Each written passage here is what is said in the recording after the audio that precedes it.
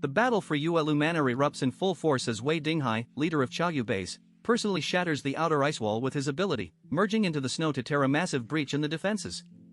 His advance is immediately met by Liang Yu, the teacher from Shujia town, whose sword strike shatters his vaunted frost armor comparable to high-grade synthetic metal and forces him to dodge desperately. Fatty Su arrives to stir up the surrounding snow, flushing Wei Dinghai from concealment, and Liang Yu lands a second devastating blow that opens a bloody line across his chest. Though wounded, Wei Dinghai achieves his objective and retreats through the gap, leaving the breach open for the allied assault. With the defensive firepower network compromised, Xiao Honglian seizes the initiative. Standing atop an armored vehicle, she swallows high-purity alcohol and spews a torrent of flame that melts the ice fortifications and silences the embedded heavy weapons. Morale surges among the Yongsheng and Xiaoyu forces, and they roar forward into the opening. Mad Dog Lucien, the beastman superhuman of Yangsheng base, charges on all fours with blurring speed, but Fatty Su conjures a blizzard to obscure the breach and Hua Hua unleashes a thunderous sonic roar that stuns hundreds of soldiers, dropping them bleeding from the ears. Uncle Yu, transformed into a 2-meter shirtless giant draped in ammo belts, steps into the gap-wielding twin Gatling guns and sides down the disoriented ranks with relentless high-caliber fire, harvesting the advancing troops like wheat. Meanwhile, Liang Yu ignores the retreat and hunts for Xiao Honglian, her physical enhancement ability, speed, strength, reaction, and intuition honed to master level, letting her dance through gunfire unscathed. She closes on the Yangsheng commander, but a cold glint intercepts her. Long Ming blocks the strike, and Lu Xian materializes before her, predator eyes locked on his prey. Xiao Honglian dismisses her with a glance, focused on command. Liang Yu's pupils bleed crimson, an eerie aura rising as she sheathes her sword and drops into an Ayajutsu stance. Lu Xian transforms, his form swelling into a grey wolf beastman, claws extending, speed becoming ethereal. He moves as wind, after image is trailing, fast enough to stop sniper rounds. Liang Yu closes her eyes. 10 flashes of claw strike from behind, and her blade sings. One slash severs both arms, the second takes his head. Lu Xian's body carries forward past her before the pieces fall. At the breach, the tide turns as superhuman reinforcements pour in. Wei Dinghai withdraws wounded, but 5 more Chaoyu and Yangsheng experts charge the gap. Chen Jingguan, Wei Dinghai's adjutant, reveals a rubber body ability. He coils around Uncle Yu like a boneless python, strangling the giant and boasting that even sniper rounds cannot penetrate his flesh. Uncle Yu's immense strength cannot break the constriction. Hua Hua's second roar shatters Chen Jingguan's concentration, allowing Uncle Yu to rip him free, though the rubber man stretches impossibly, unbroken. More superhumans swarm in. Zhang Yi, watching from the attic, recognizes the futility of holding the line and orders a fighting retreat into the shelter interior. Liang Yu, supernatural energy depleted after half a day of combat, wipes blood from her face, stares at the severed head in her hand, and obeys. She cannot reach Xiao Honglian alone, and vengeance must wait. Liang Yu rejoined the inner defensive line and Zhang Yi exhaled in relief that she had not perished in a reckless charge. The group fought a disciplined withdrawal under the cover of his sniper rifle and the dimensional portal shielding the attic window, slipping back into the shelter entrance without a single loss. From his vantage, Zhang Yi noticed the snow worship cult lingered on the periphery, half-heartedly observing the carnage. Irritated by their opportunism, he ordered Yang Xinxin to redirect every remaining gun system toward the Baishu sect positions. The sudden barrage slaughtered the poorly equipped cultists, driving High Priest Zhang Yixian into a fury. Realizing Zhang Yi would not tolerate spectators, Zhang Yixian committed his followers to a genuine assault, sending waves of worshippers surging toward the shelter gates. Meanwhile, Chaoyu and Yangsheng troops roared forward into the killing ground before the walls, only to be met with a new horror. Smoke grenades blossomed around the perimeter, blinding Zhang Yi's line of sight. He refused to activate infrared sensors, wary of flash blindness from explosives, and instead began feeding crate after crate of grenades and high-yield explosives through the dimensional gate. The ordnance detonated amid the packed infantry, eviscerating over 100 men in seconds and sending the survivors into panicked flight. Bullets fired at the portal ricocheted back into their own ranks, compounding the chaos. As the shockwaves cleared the smoke, Zhang Yi recognized the driver of the massive engineering vehicle inching toward the shelter wall, Wu Huairan, former manager of Zhanlong Security and the very man who had overseen the shelter's construction. Before Zhang Yi could eliminate him, a blur of motion snatched a grenade from midair. Chen Jingguan, Wei Dinghai's adjutant, whose rubber body physiology allowed him to catch and discard physical projectiles below a kinetic threshold. Wu Huairan exploited the distraction, extending a mechanical arm that sliced into the shelter's outer skin with thin blue flames. Xiao Ai's alarm blared. The wall was being cut by sustained high temperature, current damage at 0.001%, projected breach in 1 hour 29 minutes.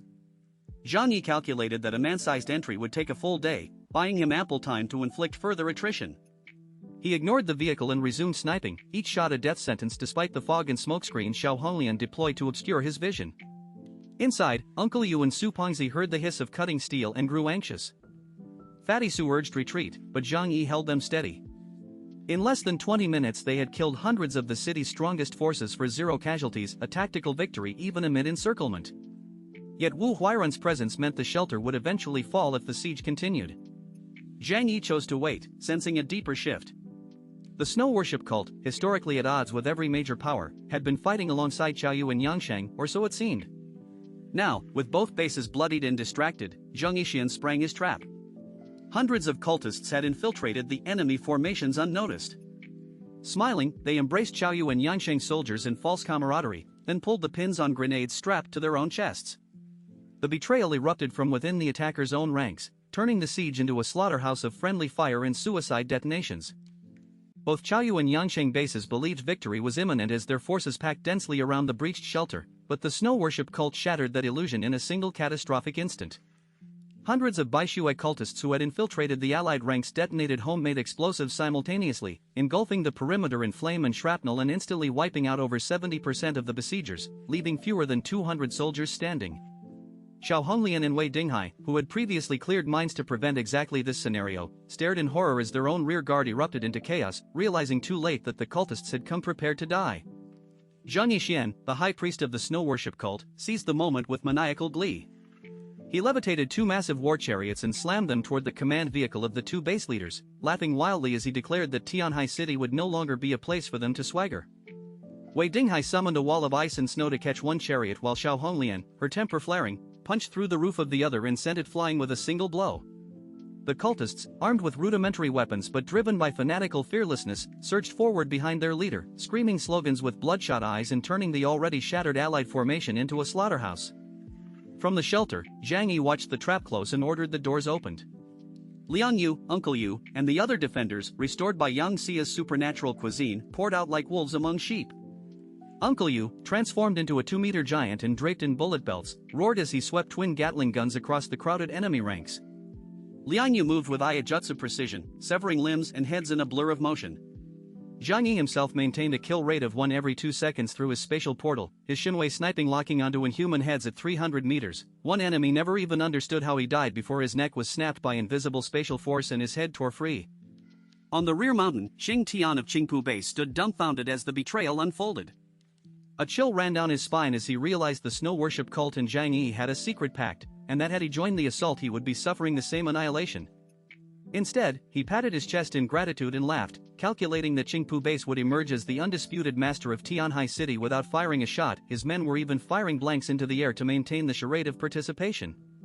Wei Dinghai and Xiao Honglian, now trapped between the cultists in front and Zhang Yi's kill zone behind, frantically tried to raise Xing Tian for reinforcements. When no answer came, Wei Dinghai understood the full scope of the betrayal and immediately ordered a retreat. Xiao Honglian, shocked and furious, gulped down pure alcohol and unleashed a fiery dragon of flame that incinerated dozens of cultists, her body wreathed in magma-like markings as she leapt into their ranks to carve a bloody path. Zheng Yixian, recognizing the top-tier combatants could not be stopped by ordinary fanatics, allowed the corridor to open, his goal only to cripple the 2 bases rather than fight to mutual extinction. As the Qiaoyu and Yangsheng remnants fled eastward in disarray, abandoning vehicles and heavy weapons, Zhang Yi spotted the engineering vehicle that had been cutting the shelter wall. He put a single bullet through Wu Huairan's skull, eliminating the only man who knew the shelter's structural weaknesses and halting the thermal breach entirely. Neither Zhang Yi nor the snow worship cult pursued the fleeing column, the cultists lacked mobility, and Zhang Yi refused to risk his people chasing enraged, desperate superhumans. Zheng Yixian raised his fist and roared victory as his followers cheered, some weeping and embracing. The snow worship cult had suffered over 500 dead, but almost all were ordinary members easily replaced. In contrast, Qiaoyu and Yangsheng had lost their irreplaceable elite troops and superhuman cadres, a blow that would prevent future invasions of the Xishan and Lujiang regions and secure the cult's sphere of influence for years to come. One battle had rewritten the balance of power in Tianhai City. The dust settled over a devastated battlefield as the combined forces of Qiaoyu and Yangsheng bases fled in disarray, leaving fewer than 100 survivors to straggle eastward. Zhang Yi stood atop the shelter watching the retreat, his sniper rifle lowered, and felt a fleeting urge to turn his guns on the jubilant snow worship cult members celebrating their Pyrrhic victory. His team had emerged almost unscathed, a testament to meticulous preparation, but the cost was stark. The villa district lay in ruins, the ice defense line was 70% shattered, and the sheer fanaticism of the cultists had planted a seed of dread deeper than any conventional army. He weighed attacking them but dismissed it. Killing ordinary believers would only feed their martyrdom, and their numbers could be replenished overnight. Trust, he reminded himself, is built on strength, and Xing Tian had honored his neutrality, firing only blanks from the rear mountain. Zhang Yi messaged his old classmate that the remaining food stores were available for collection, though Xing Tian cryptically replied he had other matters to attend to first. Descending to the courtyard, Zhang Yi found his companions battered but alive. Liang Yu, Uncle Yu, and Hua Hua were slick with blood, while Fatty Su gasped for breath, his blizzard spent. Yang Xia's supernatural cuisine had already begun knitting their drained reserves back together. When Zhang Yi clapped Liang Yu on the shoulder, he felt muscle hard as steel beneath the gore, and her murderous glare melted into exhaustion as she leaned into him. He spotted a deep, congealed wound on her neck, a souvenir from her lone rampage through enemy lines, and scooped her up for the infirmary. Zhou Kur, barely pausing to process the victory, rushed her into emergency surgery to staunch the bleeding and suture the jagged tear. The Snow Worship cult, despite losing over half their number and several superhumans, treated the outcome as a strategic triumph. High Priest Zhang Yixian bowed deeply to Zhang Yi, acknowledging that without his group pinning the allied main force, the cult would have been crushed. He pledged that no cultist save missionaries would approach Xishan base again, and led his followers away chanting their eerie litany across the snow plains. Zhang Yi watched them go with narrowed eyes, privately conceding they were the true long-term beneficiaries. With the major bases shattered, Yuan Kongya's blessing ability would rapidly swell their superhuman ranks, and their religious fervor would draw recruits like locusts. He had traded one threat for a potentially greater one, but the die was cast. Scouring the field for salvage, Zhang Yi collected the elite weaponry abandoned by the fleeing bases and turned to the 7 fallen Inhumans. 3 corpses, however, were empty shells, their supernatural cores already harvested by someone during the chaos. No ally had the opportunity, and no enemy would pause mid-battle for such a ritual. The anomaly gnawed at him, but with no leads he shelved the mystery. As Hua Hua leapt onto his shoulders, smearing blood across his collar, Zhang Yi draped an arm each over Uncle Yu and Fatty Su. The 3 men laughed their way back into the shelter, leaving the white silence of the battlefield behind.